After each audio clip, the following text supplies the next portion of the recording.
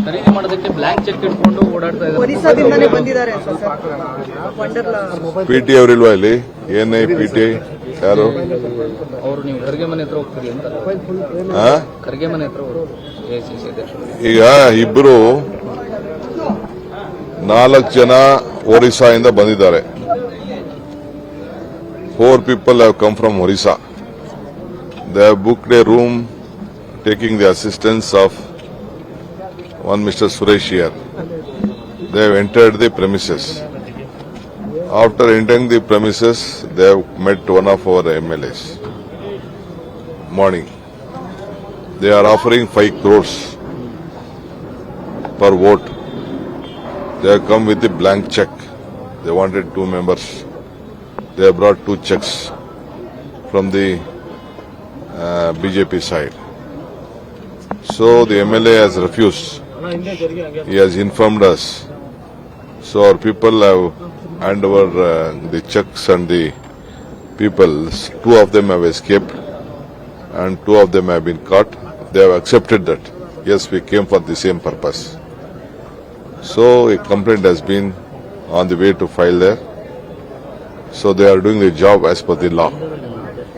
This is the great Operation Lotus carried out by our BJP friends in Karnataka. So the further they will only, our leaders are there, ACC secretaries and one MP is also there. They will explain to all of you what is going on. This is what I would like to inform you. But sir BJP ಎಲ್ಲ ಕಡೆನೂ ಹೀಗೆ ಮಾಡಿ. ಈಗ ನಾನು ತಮ್ಗೆ ಹೇಳ್ತಾ ಇದ್ದೀನಿ, ನಮ್ಮ 8 MLA ಇದ್ರು, 4 ಜನ ಬಂದಿದ್ದಾರೆ. ಒಬ್ಬ ಲೋಕಲ್ ಯಾರೋ ಒಬ್ಬ ಬ್ಯಾಟ್ರಾಯನ್ಪುರ ಸುರೇಶ್ ಅನ್ನೋನ ಹತ್ರ ಬುಕ್ ಮಾಡಿಸಿದ್ದಾರೆ, ಆನ್ಲೈನ್ ಅಲ್ಲಿ ಹೋಗಿದ್ದಾರೆ.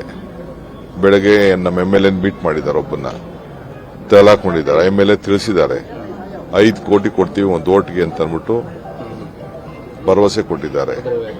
ಅವರು ಕುದುರೆ ವ್ಯಾಪಾರಕ್ಕೆ ಇಲ್ಲ ಅಂತ ಹೇಳಿದ್ದಾರೆ. ಇದನ್ನ ಚೆಕ್ ಅನ್ನ ಎಲ್ಲ ಸೀಸ್ ಮಾಡ್ಕೊಂಡಿದ್ದಾರೆ. ಪೊಲೀಸ್ ಸ್ಟೇಷನ್ಗೆ ಫೈಲ್ ಮಾಡ್ತಾ ಇದ್ದಾರೆ. ಮುಂದಕ್ಕೆ ಕಾನೂನು ಏನಿದೆ ಅದಕ್ಕೆ ಕ್ರಮ ಕೈಗೊಳ್ತಾರೆ.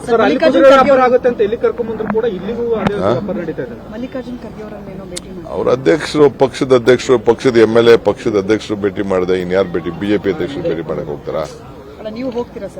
ನೋಡೋಣ. ಫಸ್ಟ್ ಈಗ ನಾನು ಈಗ ಇಲ್ಲಿ ವರ್ಕರ್ಸ್ ಮೀಟಿಂಗ್ ಕರೆದು ಬಿಟ್ಟಿದ್ದೀನಲ್ಲ, ಇದಕ್ಕೋಸ್ಕರ ಸ್ವಲ್ಪ ತಡ ಆಯ್ತು. ಇದೆಲ್ಲ ಸ್ವಲ್ಪ ಅಟೆಂಡ್ ಮಾಡಬೇಕಾಯ್ತು. ಎಲ್ಲ ನನ್ನ ಚೆಕ್ಸ್ ಎಲ್ಲ ಅಲ್ಲಿ ನಿಮ್ಗೆ ಬಂದಿರಬೇಕಲ್ಲ, ಚೆಕ್ಸ್ ಎಲ್ಲ ಬಂದಿದೆ. ಎಲ್ಲ ನಾನು ಡೆಲ್ಲಿಗೆಲ್ಲ ಕಳಿಸಬೇಕು, ರಿಪೋರ್ಟ್ ಎಲ್ಲ ಕಳಿಸ್ತೀನಿ. ಕೇಂದ್ರ ಚುನಾವಣಾ ಆಯೋಗ ಇವತ್ತು 4 ಗಂಟೆ ಪ್ರೆಸ್ ಮೀಟ್ ಇಟ್ಕೊಂಡಿದೆ ಸರ್. ರಾಜ್ಯದಲ್ಲೂ ಉಪಚುನಾವಣೆ ಘೋಷಣೆ ಆಗಬಹುದು ಅಂತ ನಿರೀಕ್ಷೆ. ಬಾಗಲಕೋಟೆ ಆಗ್ಲಿ ಬಿಡಿ, ನಾವು ತಯಾರಿದ್ದೇವೆ. ಅದರ ಏನು ನಮ್ಗೇನು ಅನುಮಾನ ಇಲ್ಲ. ಎಲ್ಲ ವರದಿ ತರಿಸ್ಕೊಂಡಿದ್ದೀವಿ. ಕೆಲ ಲೀಡರ್ಸ್ ಹತ್ರ ಮಾತುಕತೆ ಮಾಡಿದ್ದೀನಿ. ನಾವು ಎಲೆಕ್ಷನ್ ಎದುರಿಸಕ್ಕೆ ಸಿದ್ಧವಾಗಿದ್ದೀವಿ. ಟಿಕೆಟ್ ಬಗೆಹರಿಯುತ್ತಾ ಸರ್? ಗೊಂದಲ ಎಲ್ಲಿದೆ? ಗೊಂದಲ ಯಾವ ಗೊಂದಲನೂ ಇಲ್ಲ. ಪಾರ್ಟಿ ಏನ್ ಹೇಳ್ತದೆ ಆ ಪಾರ್ಟಿ ಕೇಳ್ತೀವಿ ಅಂತ ಎಲ್ಲರೂ ಒಪ್ಕೊಂಡಿದ್ದಾರೆ.